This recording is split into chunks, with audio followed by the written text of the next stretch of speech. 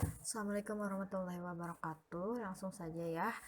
Hari ini kita akan mempelajari kasus pelanggaran hak dan pengingkaran kewajiban warga negara. Yang pertama ini adalah penyebab terjadinya. Jadi terjadinya suatu pelanggaran hak dan pengingkaran kewajiban itu ada faktor-faktornya. Yang pertama, sikap egois atau terlalu mementingkan diri sendiri. Jadi seseorang itu selalu menuntut haknya sementara kewajibannya sering diabaikan. Jadi artinya dia hanya mementingkan diri sendiri tanpa menghiraukan peraturan atau orang lain. Padahal yang paling utama adalah menunaikan kewajibannya dulu, baru menuntut hak. Itulah. Yang kedua, rendahnya kesadaran berbangsa dan bernegara. Nah, pelaku pelanggarannya itu biasanya berbuat seenaknya, tidak mau tahu bahwa orang lain itu punya hak juga yang harus dihormati. Artinya bahwa kita jika ingin dihormati oleh orang lain, maka kita juga harus menghormati hak orang lain. Itu yang menjadikan kita hidup rukun dalam berbangsa dan bernegara. Yang ketiga, sikap tidak toleran. Artinya tidak saling menghargai, tidak saling menghormati atas keberadaan orang lain. Nah, sikap ini yang sangat berbahaya. Dari sikap tidak toleran ini maka akan menimbulkan dampak-dampak lain, yaitu tidak saling rukun, tidak saling menghormati dan tidak saling menghargai. Ini juga akan berdampak pada kehidupan berbangsa dan bernegara yang tadi, ya. Yang keempat, penyalahgunaan kekuasaan. Jadi memang tidak dipungkiri bahwa ada penyalahgunaan kekuasaan. Nah, salah satu contohnya itu kekuasaan di dalam perusahaan. Misalkan, para pengusaha itu tidak mempedulikan hak-hak buruh, jadi melanggar hak warga negara. Ya, oleh karena itu, setiap penyalahgunaan kekuasaan mendorong timbulnya pelanggaran hak dan kewajiban warga negara. Itu contohnya, ya. Yang kelima, yaitu ketidaktegasan aparat penegak hukum. Sudah bisa kita lihat di berita-berita bahwa aparat penegak hukum masih ada kekurangannya, itu tidak tegasnya dalam penegakan hukum. Bahkan dalam kasus-kasus besar pun, contoh kasus Novel Baswedan, bisa kalian nilai sendiri bagaimana penegak hukum memutuskan kasus tersebut. Bisa kalian lihat apa saja kekurangan dan kelebihannya. Silahkan kalian ikuti berita-berita lainnya mengenai penegakan hukum. Yang terakhir yaitu penyalahgunaan teknologi.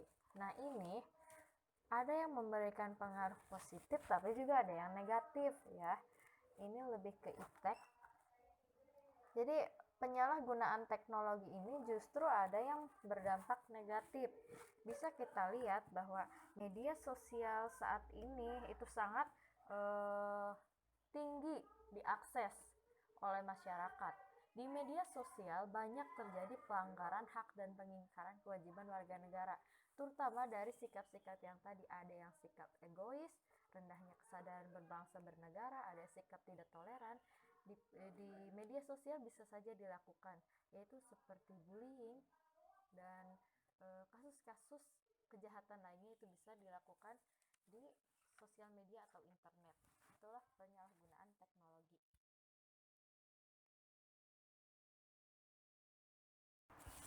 Oke, yang kedua, ini kasus pelanggaran hak warga negara. Nah, bisa kita lihat dari kondisi yang terjadi saat ini, contohnya yaitu proses penegakan hukum masih belum optimal dilakukan. Seperti yang sudah Ibu sampaikan tadi, bahwa aparat penegak hukum masih ada yang kurang atau belum optimal dalam melaksanakan tugasnya, padahal sudah diamanatkan di pasal 27 ayat 1 bahwa segala warga negara bersamaan kedudukannya di dalam hukum dan pemerintahan dan wajib menjunjung hukum dan pemerintahan itu dengan tidak ada kecualinya.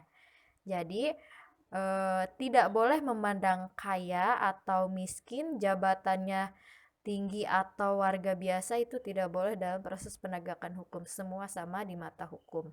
Yang kedua, tingkat kemiskinan dan angka pengangguran di negara kita masih cukup tinggi. Apalagi di masa pandemik ini, meningkatnya angka pengangguran karena banyak perusahaan yang terdampak oleh pandemi ini, sehingga itu juga merupakan salah satu pelanggaran hak warga negara, di mana seharusnya warga negara itu memiliki berhak atas pekerjaan dan kehidupan yang layak. Yang ketiga, makin merebaknya kasus pelanggaran hak asasi manusia seperti pembunuhan, kekerasan, dan sebagainya.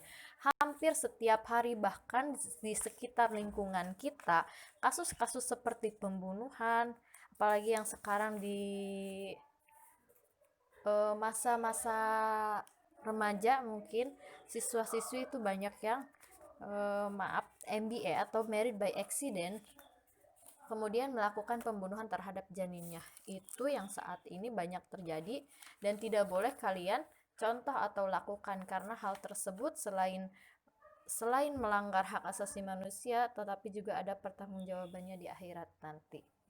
Kemudian yang keempat, masih terjadinya tindak kekerasan mengatasnamakan agama. Oke, bahwa di Indonesia itu menjamin kemerdekaan tiap-tiap beragama, pasal 29 ayat 2. Jadi di sana tidak boleh ada yang namanya memaksakan kehendak orang lain untuk memiliki agama atau kepercayaannya.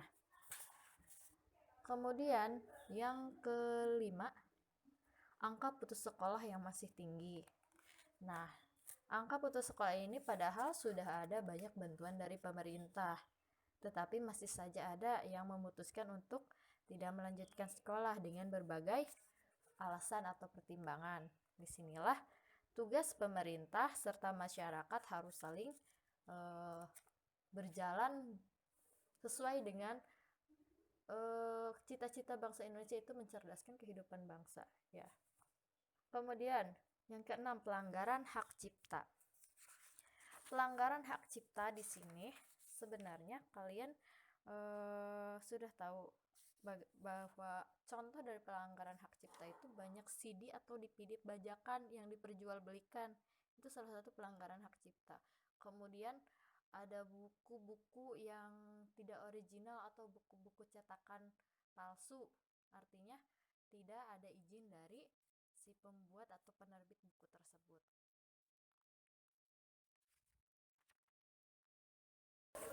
Selanjutnya, kasus pengingkaran kewajiban warga negara.